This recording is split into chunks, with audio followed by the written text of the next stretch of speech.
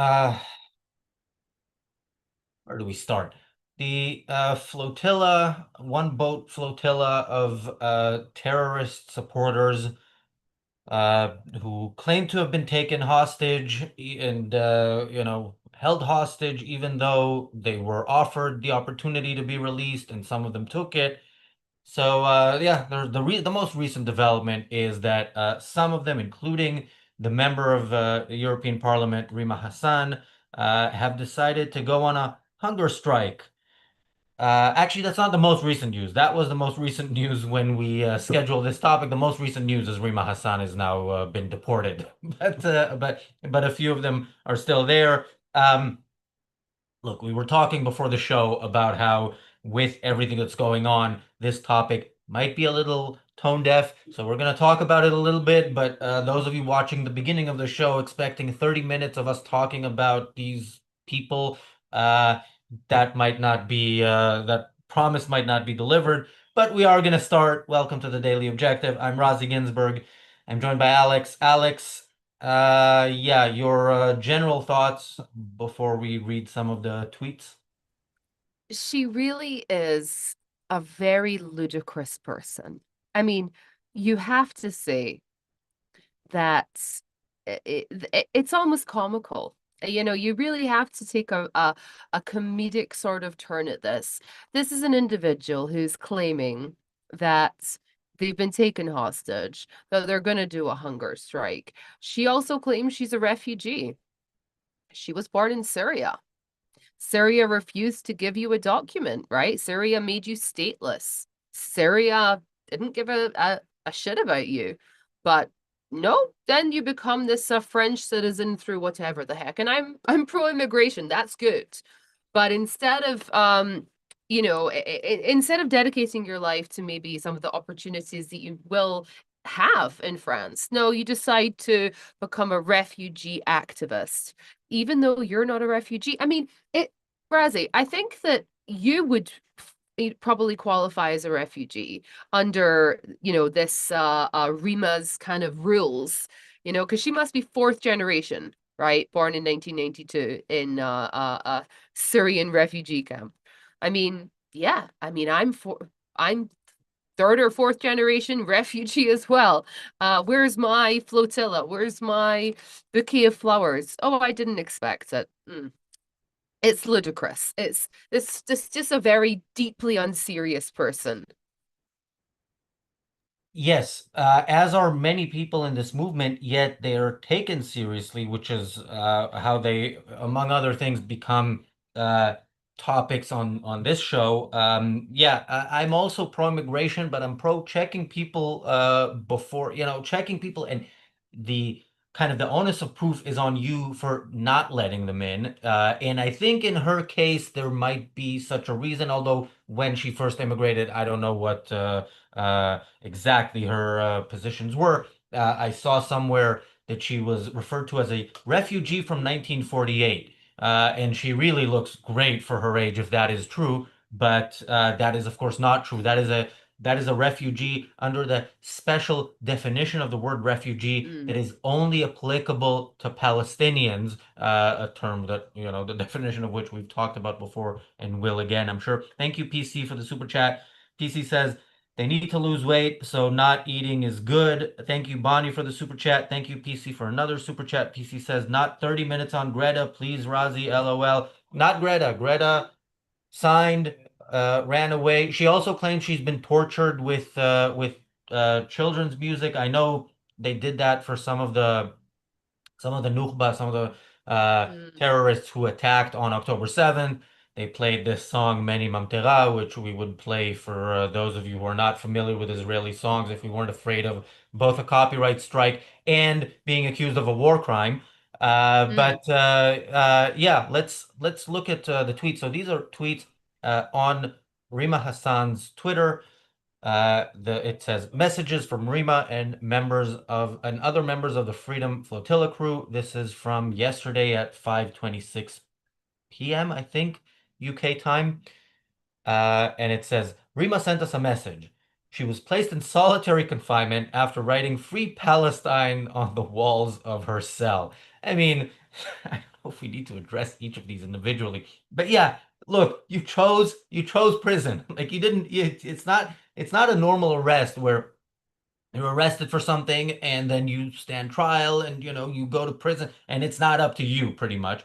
She was offered the opportunity to leave. The problem, I think, with that was she would have had to sign a piece of paper saying she's banned, accepting a ban for 100 years. And of course, this is not her first time trying to come to Israel, and it's not her last time, as we know from the fact that she refused to sign this document. Yeah, it's really quite it's quite astounding how they really want to claim that there's genocide going on and all of this stuff, and that the Israelis are just such brutes that they can't possibly look at her and not just have bloodlust in their hearts. Well, why would you come then? You would avoid them, right? If you really did think that they were what you're claiming, you wouldn't go near. You would run. It's like somebody saying to me, "Hey, do you want to go and spend some time in one of Bashar al-Assad's prisons? Do you want to go and be a women's rights activist in Iran?" No, I really wouldn't. Because I understand what's going to happen. But no, because we're a reasonable country, a decent country, and she knows that. She's coming and kind of perpetuating all these. I mean, it's just yeah. She was not put in a cell. I'm sure she wasn't taken to Neve Tze. She was not taken to a terrorist prison either in Hasharon. She was taken to the little fakagta holding cell that they put the drunks in when they can't board the airports, right? Or when somebody, tries to board a plane with a kilo of cocaine up their bum, right? That's the kind of prison that she's in. This deeply unserious individual. I really hope that my son's okay, Razi. I never thought about it, but he's a third generation, Yemenite refugee. I really hope he's okay. That he's not sitting at home, thinking about it day and night, day and night, day and night, because his grandparents fled, from a war in Yemen or whatever. It's just this is deeply unserious, really offensive. Why is this person in the French? Is this a French government? Really? Well, Well, she's a nothing has member of the changed. European Parliament, so Yeah. she's Well, it's just basically. why not? She fits in great there. She Oh yeah. really fits in great. There's nothing that she says that doesn't she's very European in her language that she uses. She's not Arab. This is a very European kind of manipulative language that she's using. She's not using the language of the Middle East. She's not recognizable. I'm sure if they spoke to her, I'm sure, by the way, the people in the airport speak Arabic, right? I'm sure they did not speak to her in Arabic. I'm sure she didn't want that. It's just this really dumb person. And evil. Thank you, Yeah. PC, for the super chat. PC says, Razi, why do they get eternal refugee status from 1948 forever? Uh, Not forever until, from the river to the sea. That's Hmm.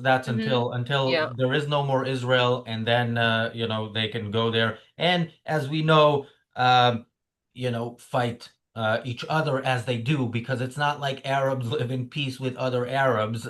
They just, you know, prefer to kill Jews than to kill other Arabs, and not by much. And again, we see the best people from those societies, their absolute top priority in life when they're there is not to be there anymore. And then they escape and they come to better countries. Of course, so do, unfortunately, some horrible people like Rima Hassan, who culturally, yeah, you said she's very European. She is in all the worst senses, but Yeah. her ideas are still very much in line where it fits, very much in line with the culture she came from, at least when it comes to the Jews. Um, Okay, I just want to say something else. yeah. She keeps comparing Nelson Mandela to Hamas, right? And she keeps kind of making this unbelievably false equivalence, right? Kind of saying, "Oh, I mean, Hamas uses terrorism, and that's legitimate, just like Nelson Mandela's terrorism was legitimate." This racist idea that is what made the South Africans love Mandela. The reason that they loved Mandela is because he left prison. He was released from prison. He was freed after 27 years of hard labor.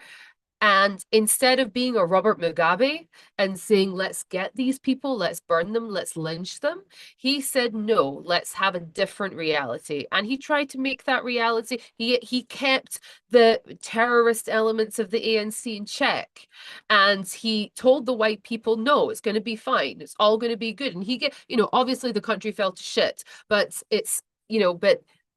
she completely misunderstood why Nelson Mandela is loved by the South African people. Right? To her, she says, oh, he was a terrorist that won his war through terrorism. No, that's Robert Mugabe. Yeah, I don't know enough, but I do have to say that, to me, the fact that somebody reaches a certain status of unquestionability doesn't mean that they shouldn't be questioned. And yeah, I don't know that Nelson Mandela No, deserves I the mean, hero status that he I'm not has. I'm just saying I'm not making a value judgment on why they like him. I'm saying though just the facts of how he is perceived by the South African people. Okay, that's why there is a tremendous fondness, right, with the white South Africans for Nelson Mandela. And it's for this specific reason. I'm not getting into the politics of the whole, like collectivist communist nonsense. I'm literally talking about the fact that he was, released from prison and he did not say, let's burn these people, let's take revenge, let's take their land, let's murder them. That is why he is beloved. Yeah. Um, okay, So he didn't win so his war from terrorism, is what I'm trying to say. Like yeah. he literally, yeah, he's not a famous terrorist. It's literally not what he's famous for. Um, so this tweet was actually, oh, hang on, I lost it for a second. Yeah, this tweet was the tweet that I read, messages from Rima and other members, and then it was all like text in photos. The one that I read was Rima sent us a message. She was placed in solitary confinement after writing Free Palestine on the walls of her cell. She has started a hunger strike in protest. Tiago Avila has also begun a hunger strike. Yeah,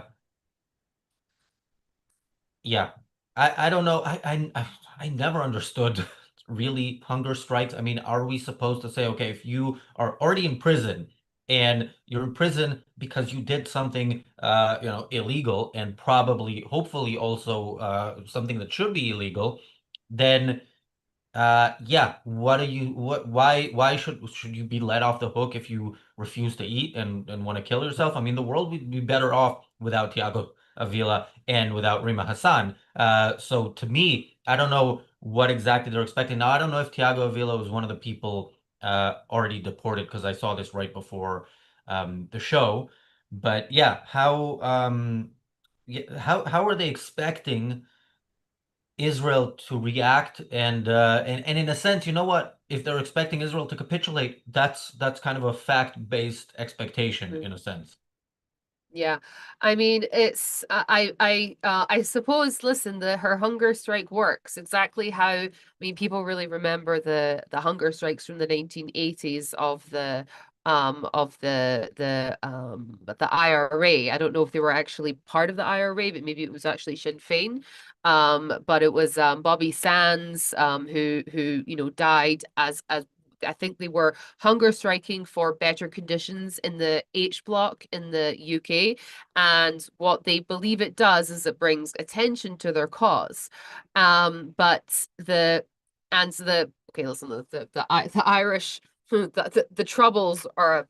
I'm not going to wade into that right now.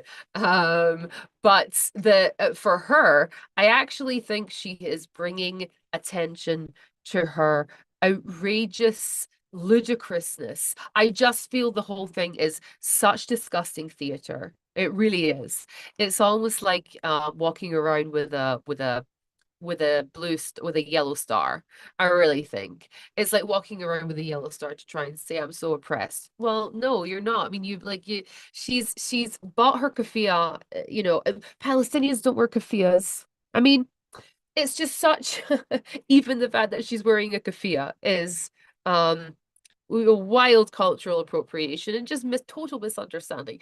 The Arafat kafia is not a it's not a tribal kafia that one knows. It's literally something he made up, and the black, like, chain link fences to represent his prison in the Palestinians. But it's not. It's doesn't matter. The kafia thing is dumb. So she's bought the kafia on Amazon, and then she is deliberately getting on a boat, having a pleasure cruise, a love boat cruise, through the Mediterranean, arriving, getting some free sandwiches, refusing to leave, and then going, "I'm not going to eat." That is what you are, truly. And I think that we all, instead of being outraged, really need to laugh at this person who just truly doesn't have, enough problems, I don't think.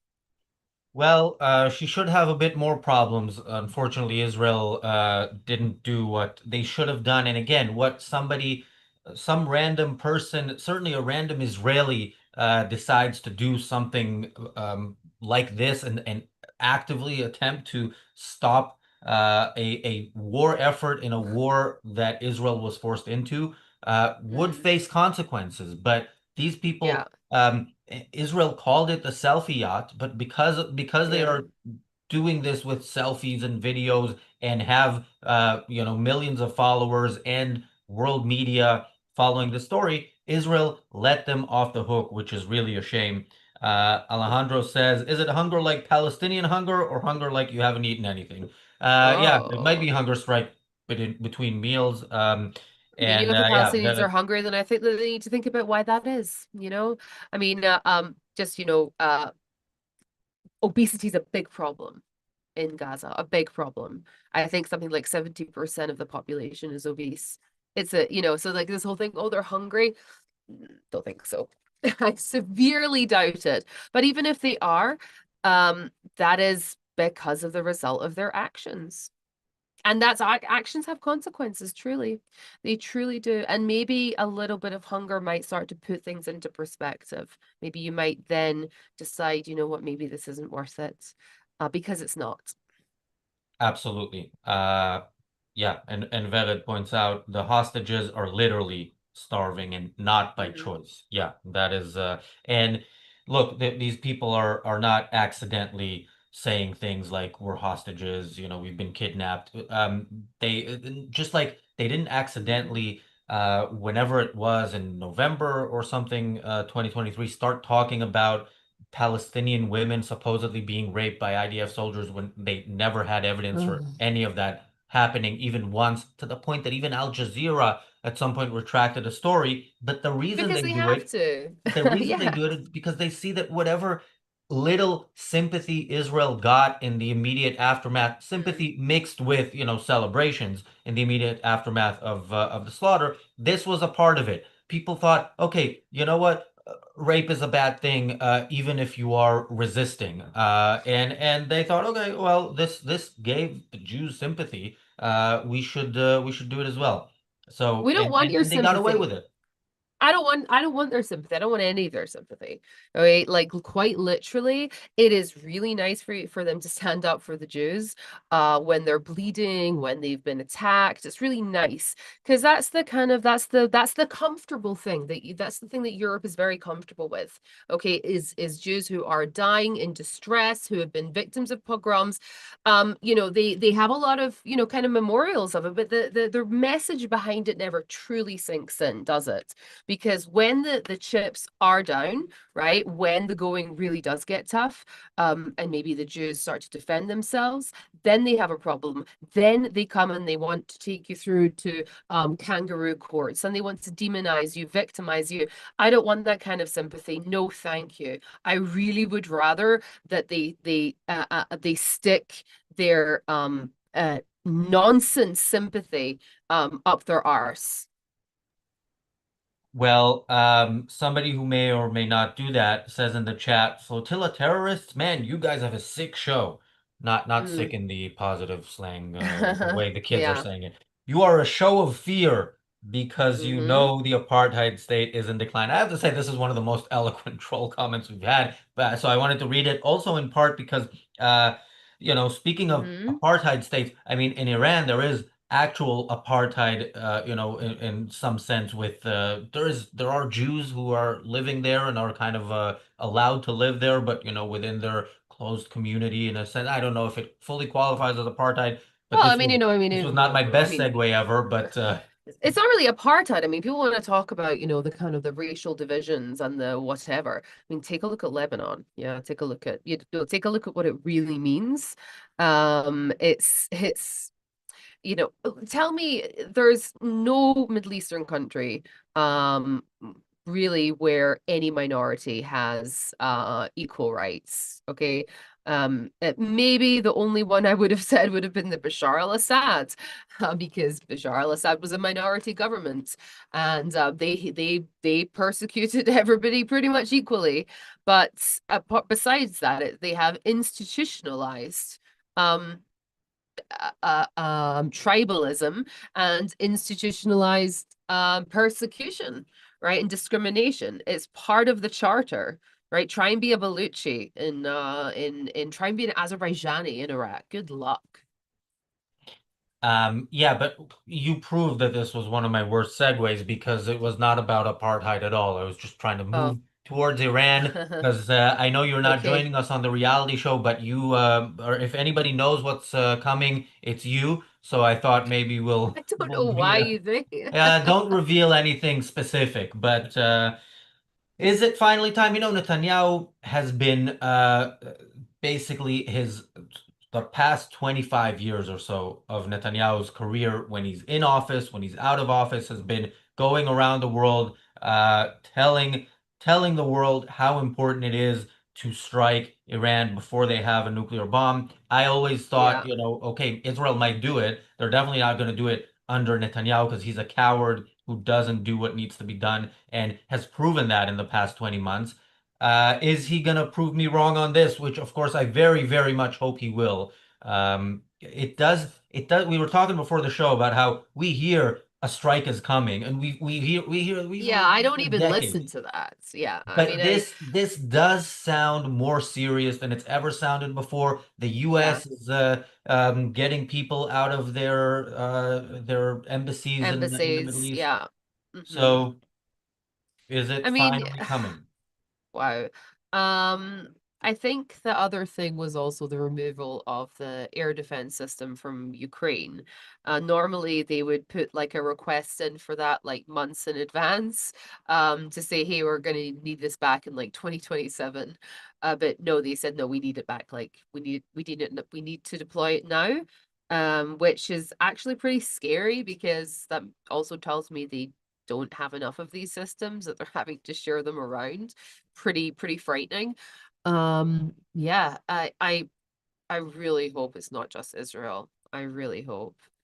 I'm I have no okay, I mean like the word on the street, which is no one really knows, okay, but the kind of the chatter amongst the chattering classes is that there's a lot of capabilities that we as Israelis don't necessarily know about.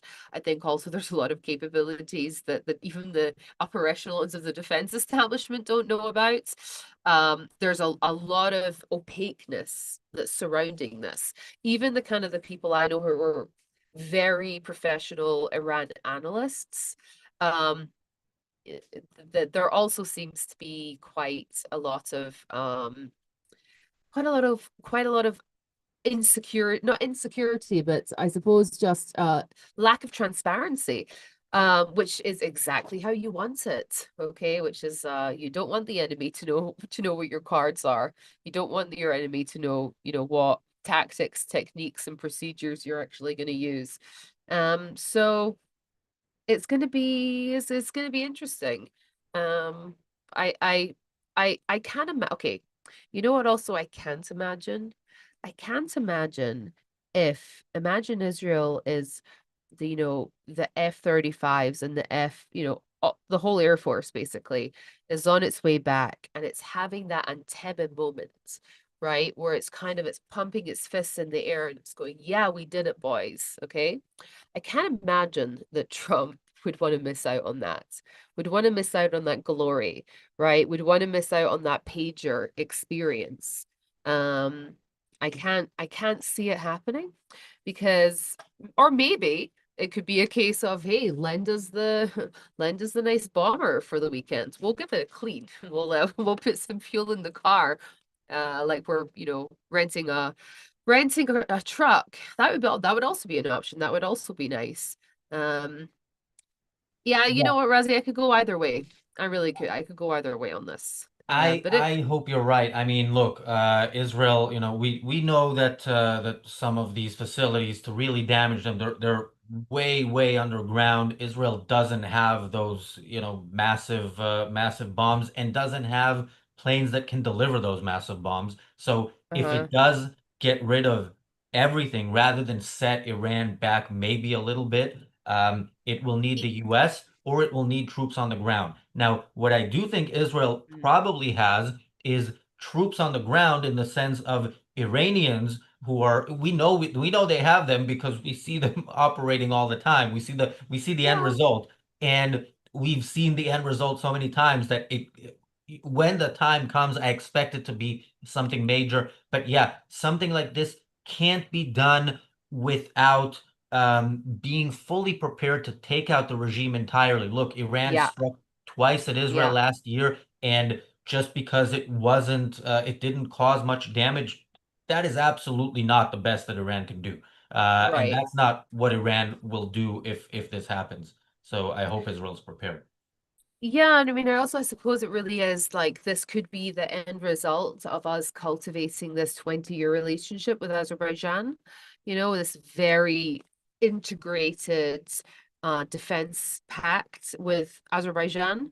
I mean, all of their military is basically just Israeli equipment. Yeah, that's nothing. There's no such thing as a free lunch in this world. So, I feel that Azerbaijan could be the key. I even had a look myself today to try to do some independent analyzing and seeing how many flights we have right now to Baku. And yeah, there's a lot. There's a lot, right? Several a day. The only other place that we go as often as Baku is actually Larnaca, which makes sense. So we'll have to see. There's definitely signs that I think no one's really talking about. But signs I think are just from if you're going to be sitting and really analyzing, you'll probably come to a pretty good conclusion. But even if okay, also even if people at the upper echelons are preparing for something, the political wing is has the final say. So they can prepare all they want, but you know, maybe they won't get the final say. I mean, they won't get the final say. Yes, and we will be here I'm not going to say report it because that's not what we do, but we will be here to comment on it. Yeah, I see many trolls in the chat. Trolls, we have another show coming up on Yeah, this make sure channel you go. in a couple of Yep. minutes. Yeah, it is all about how hopeful we are that the end of the Iranian regime is coming, and with it, the end of the things that are funded by the Iranian regime, like Palestinianism. The Yep. reality show starts in a Absolutely. couple. The reality show starts in a couple of minutes. Thanks, Alex. Thanks everybody for watching. We'll see you on the reality show.